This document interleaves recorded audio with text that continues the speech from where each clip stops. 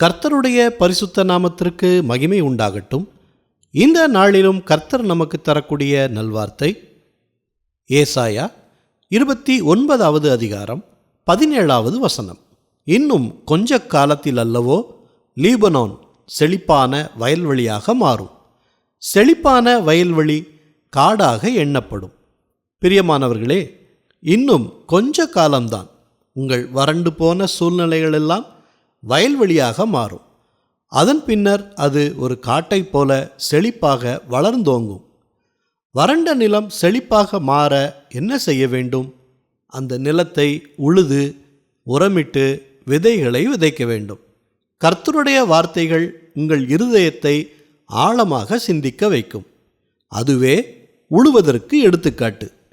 அந்த வசனத்தில் நாம் உறுதியாய் நிற்பது என்பது உரமிடுதல். நல்ல செயல்கள் நாம் விதைக்கும் விதைகள். அப்படிப்பட்ட கிறிஸ்துவை ஆதாரமாய் கொண்ட வாழ்க்கையில் செழிப்பு நிச்சயம் வரும். அதனால் சோர்ந்து போகாதீங்க. நிச்சயம் கண்ணீரோடு விதைக்கிற நீங்கள் நன்மைகளை கம்பீரத்தோடு அறுவடை செய்வீர்கள். ஜெபிக்கலாமா?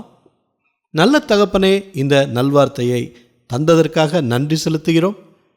இன்றைய நாளிலும் உம்முடைய வார்த்தைகளை நாங்கள் எங்கள் இருதயத்தில் வைத்து செயல்பட எங்களுக்கு ஞானத்தை கொடுங்க. வசனத்தில் உறுதியாய் நிற்க பலனை கொடுங்க. நல்ல செயல்களை செய்ய கிருபை கொடுங்க. வனாந்தரமான சூழ்நிலைகளை செழிப்பான வயல்வெளியாய் மாறப்பண்ணுங்க. மற்றவர்களுக்கு நாங்கள் உதவும்படி எங்கள் கையின் பிரயாசங்களை ஆசீர்வதிங்க. எல்லா துதி கன மகிமை எல்லாவற்றையும் உமக்கே செலுத்துகிறோம்.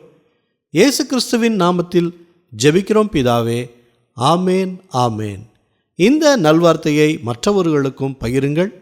மற்றவர்களுக்கும் கர்த்தருடைய ஆசீர்வாதம் கிடைக்கட்டும். கர்த்தர் உங்களையும் உங்கள் குடும்பத்தாரையும் அளவில்லாமல் ஆசீர்வதிப்பாராக. ஆமேன்.